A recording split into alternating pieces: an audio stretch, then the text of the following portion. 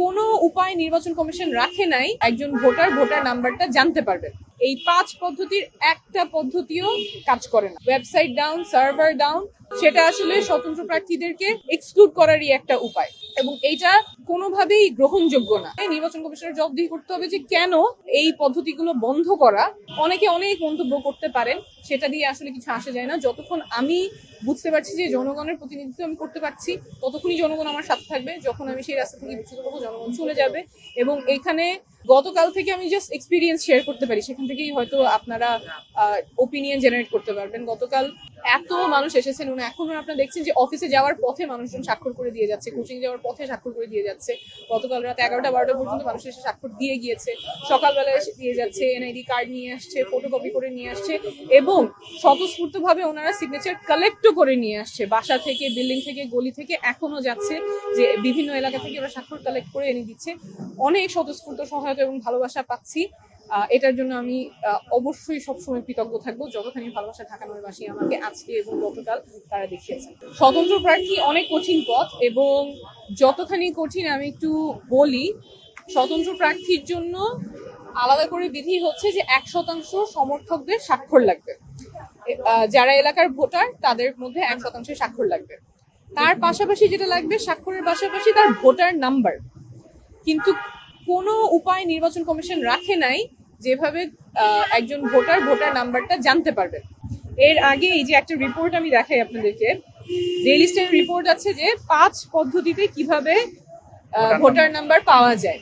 এর মধ্যে পদ্ধতি আছে যে অনলাইনে যোগাযোগ করতে পারবে, SMS করে ভোটার নাম্বার নিতে পারবে, একটা অ্যাপ্লিকেশনের মাধ্যমে, ওয়েব অ্যাপ্লিকেশনের মাধ্যমে ভোটার নাম্বার আসতে পারবে, কল সেন্টারের মাধ্যমে ভোটার নাম্বার জানতে পারবে, অথবা 2টা QR কোড দেওয়া আছে, QR কোডের মাধ্যমে ভোটার নাম্বার জানতে পারবে।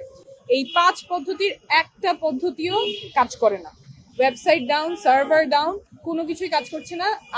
আমার যে রিকোয়ারমেন্ট, যে আমার স্বাক্ষর লাগবে এবং ভোটার নাম্বার লাগবে, অথচ ভোটার নাম্বার জানার কোনো উপায় নির্বাচন কমিশন রাখেন নাই। দলীয় প্রার্থীদের জন্য এই বিধি নেই, স্বতন্ত্র প্রার্থীদের জন্য এই যে বিধি, কিন্তু তারপরে উপায়গুলো সব বন্ধ করে রাখা, ডাউন করে রাখা সার্ভার, সেটা আসলে স্বতন্ত্র প্রার্থীদেরকে এক্সক্লুড করারই একটা উপায়, এবং এইটা কোনোভাবেই গ্রহণযোগ্য না। কেন নির্বাচন কমিশন এই পদ্ধতিগুলো বন্ধ করে রাখছে? এখানে মানুষজন এনআইডি, ভোটার কি জানে? ভোটার তার এনআইডি জানে।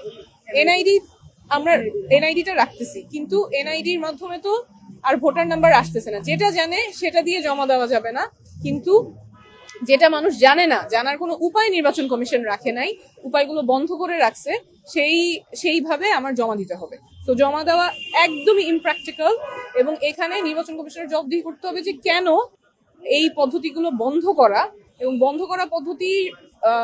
করা পদ্ধতিগুলো ওপেন করতে হবে, এই উপায়গুলো ওপেন করতে হবে, এবং অবশ্যই যতদিন বন্ধ ছিল সেই অনুযায়ী সময়সীমা বাড়াতে হবে, যাতে স্বতন্ত্র প্রার্থীরা জমা দিতে পারে সুষ্ঠুভাবে। লক্ষ্যমাত্রা পূরণ হচ্ছে, কারণ হাজার হাজার মানুষ আসছেন, স্বাক্ষর দিচ্ছেন, কিন্তু যেই জটিলতার কথা বললাম, যে নির্বাচন কমিশন আমাদের কোনো উপায় রাখে নাই। ওনারা যে রিকোয়ারমেন্ট দিয়েছে, যে রিকোয়ারমেন্ট ওনারাই ফুলফিল করার জন্য 5 উপায় দিয়েছিল, সেই 5 উপায়ের একটা উপায় ওনারা কার্যকর রাখেন না। এটা যার মন্তব্য, এই ব্যাপারে আমি মন্তব্য করতে চাই না। আমার রাজনীতির করার ইচ্ছা এবং আকাঙ্ক্ষা সেটা হচ্ছে আমাদের একটা নতুন রাজনৈতিক ধারা তৈরি করা, যেখানে জবাবদিহিতা থাকবে, যেখানে স্বচ্ছতা থাকবে। সেই রাস্তায় আমি আছি, সেই রাস্তায় আমি থাকবো। যতক্ষণ জনগণ সাথে থাকবে ততক্ষণ আমি এখানে আছি। লাস্ট কাউন্ট আমাদের 3000-এর বেশি হয়ে গিয়েছে, কিন্তু আজকে সকাল থেকে যেটা হয়েছে সেটা তো আর আমরা এখনো টোটাল কাউন্টটা আসে নাই।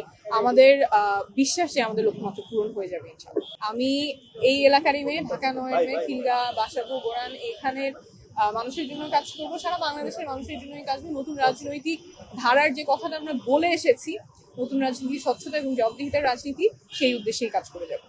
ফলাফল যেটাই। স্বতন্ত্র করার সুবিধা আছে, অসুবিধা আছে। অসুবিধা তো একটা বললামই, যেখানে স্বতন্ত্র প্রার্থীদের জন্য আলাদা করে 1% সমর্থকের স্বাক্ষর নিতে হয়, কিন্তু সেটার প্রক্রিয়াটা অত্যন্ত জটিল এবং প্রায় অসম্ভব করে রেখেছে নির্বাচন কমিশন। দলীয় সমর্থন থাকলে সেখানের সংগঠন থাকে, সেটা একটা প্রতিকূলতা, কিন্তু আবার স্বতন্ত্র করতে পারলে মানুষ অনেক স্বতঃস্ফূর্তভাবে তখন এগিয়ে আসে, মানুষের অনেক কাছে যাওয়া যায়, সেই সুবিধাগুলো আছে। প্রার্থীর ক্ষেত্রে সুস্থ থাকার জন্য মানসিকভাবে সুস্থ থাকাটাই বোধহয় সবচেয়ে ইম্পর্টেন্ট হবে। কিছু টাইম আউট নিজের জন্য, বাট এই সময় তো সবাই দৌড়ের উপরে থাকে, শারীরিক ব্যায়াম হয়, খাবার দাবারের প্রতি খেয়াল, বিশ্রাম, এগুলো করলেই হয়তো অনেক সুস্থ থাকা যাবে।